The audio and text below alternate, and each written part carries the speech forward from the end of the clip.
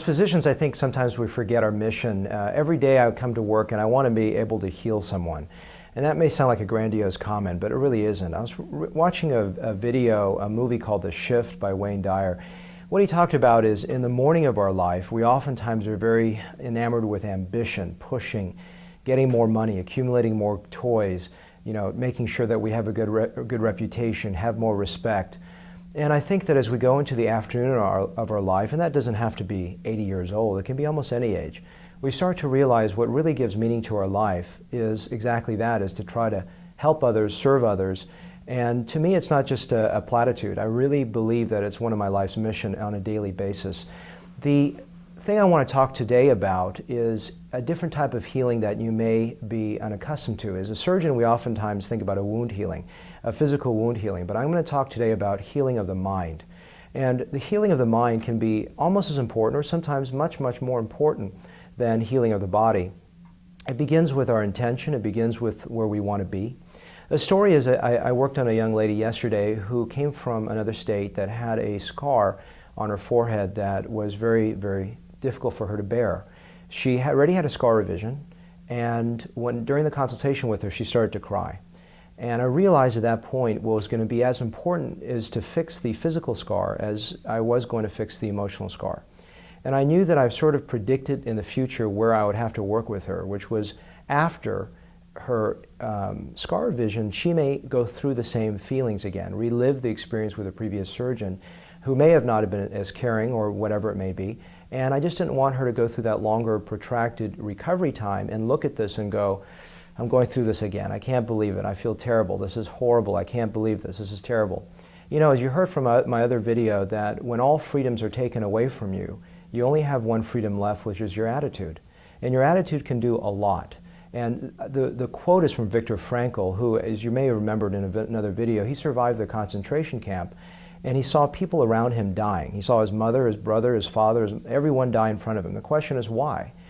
He saw in front of those people, besides being led to the gas chamber, he saw in front of him people that gave up hope. There's a good saying: you can live without food for a few weeks, you can live without water for a few days, you can live without air for a few minutes, but you can't live for about a second without hope. And that tells you the power of the mind. He would look at someone and he would see that within 48 hours he would die. Now, how would he predict that so accurately? He would see the person take his food, give it to someone else, and exchange it for cigarettes. Now, the reason that was a signal that the person had given up on hope. He just wanted to enjoy his last 1 or 2 days on earth, and he would give up. There's a book called The Biology of Belief by Bruce Lipton, and I actually was introduced to that book through Wayne Dyer's book, Excuses Be Gone. It's a powerful book. There's a couple stories in there that I want to share with you that I think will resonate, and hopefully it will, and especially if you're struggling with things in your life right now. One is, he talked about this story, I think it was a long time ago, maybe 1950s or so, of a person that had warts. And this other doctor was actually healing people through the power of hypnosis, and the warts would go away. And one of these rare cases of a lot of warts, and this guy had warts all over his body, and the guy did hypnosis and the warts went away, and it was like this miracle. It was an amazing change. And then the doctor brought him to his other doctor and says, look what I've done. I've cured this guy of warts. This is amazing. And the other doctor said, no, I've already diagnosed him through a biopsy with a lethal condition known as ichthyosis.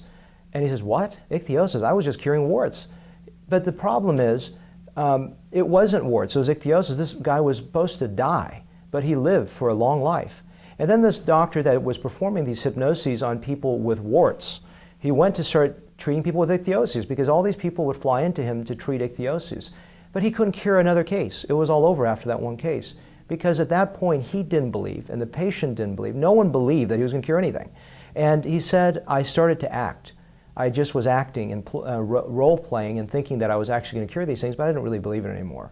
And that was a huge component. So our belief is a huge component in our ability. I think his lack of belief translated into the patient's lack of belief when he was treating them. Another story was very interesting in this book, and I think it also helps you understand the opposite side. There was a person that was confined to death. In 3 to 6 months, he was supposed to die. He was told that he had advanced esophageal cancer by his doctor, that he was not going to make it.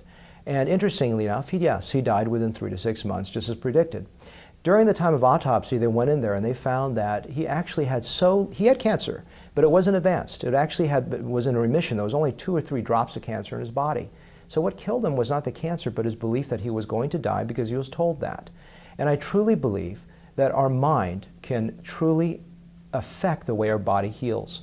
So this patient yesterday that I was doing the scar revision, I said, what kind of vitamins should I take? What kind of food should I take to heal better?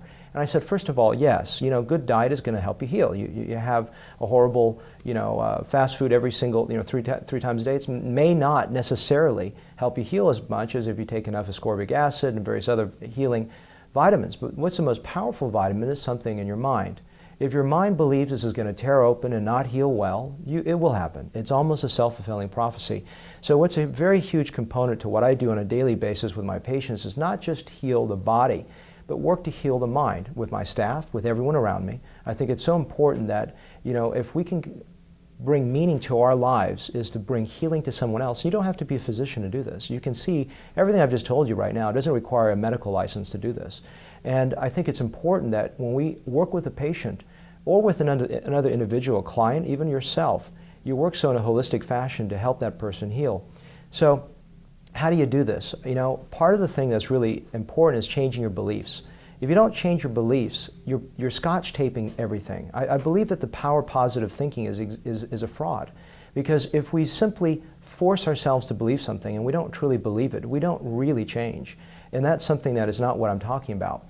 An example was an operation from the Baylor College of Medicine, my alma mater, where a doctor, an orthopedic surgeon, actually did a sham operation. For about 50% of the people, he would actually go in and arthroscopically work on the knee to fix a meniscus tear or whatever it may have been in there. He was shaving cartilage, he was irrigating the wound and closing it.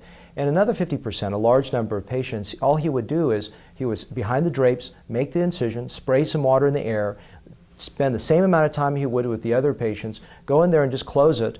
And what was amazing with this is both parties recovered equally well. In fact, some of the testimonies in there was a patient was able to go and play basketball. He was before crippled and walking with a cane.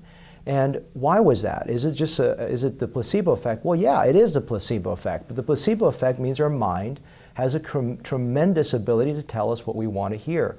And if we believe that we will fail, guess what? You probably will.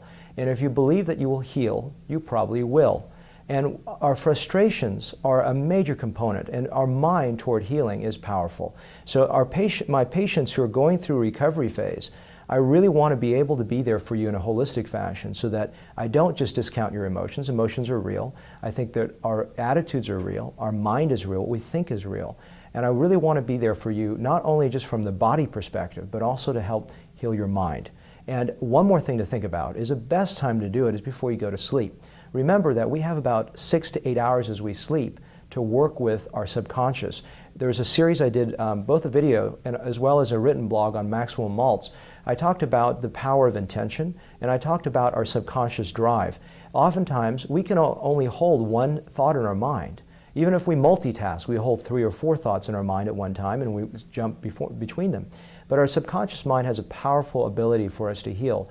What is more powerful than 6 to 8 hours of our working to heal instead of working to increase our anxiety? So before you go to sleep, it's a great time to think about how to plan your next day, what your concerns are, how to express them, figure a resolution to them. Think about healing is right before you go to sleep. Set your intention for the next day and work yourselves toward a healing phase. And hopefully this was a message that was good for you. If it didn't work for you, that's okay. All of us have different messages we need. Thank you.